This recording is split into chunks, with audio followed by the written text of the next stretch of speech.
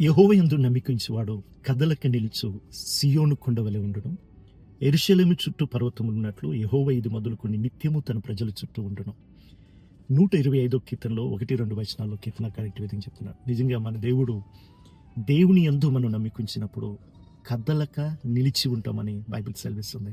అంతేకాదు యెరూషలేము చుట్టూ పర్వతములు ఉన్నట్లు దేవుడు మనల్ని ఆవరించి ఉంటాడని బైబిల్ సెలవిస్తుంది. కాబట్టి మన నమ్మిక ఎల్లప్పుడూ దేవుని మీద ఉంచుతాం. ఇంగ్లీష్ బైబిల్లో ఈ అబైడ్స్ ఇన్ ద లార్డ్ అని ఉంటుంది. దేవుని యందు మనం నిలిచి ఉన్నప్పుడు మనము ఫలము ఫలితమని, ఆయనలో లేకపోతే మనం ఏమి చేయలేం, కానీ నాతో ఉన్నవాడు సమస్తము చేయను. రైట్. అలాగే ఆ అపాయింటెడ్ దేవునితో కలిసి ఉండడం, దేవునితో నిలిచి ఉండడం అనేది దేవుని మీద మనం చూపే నమ్మిక మీద ఉంటుందని బైబిల్ సెలవుస్తుంది. కాబట్టి let's trust the lord. Amen.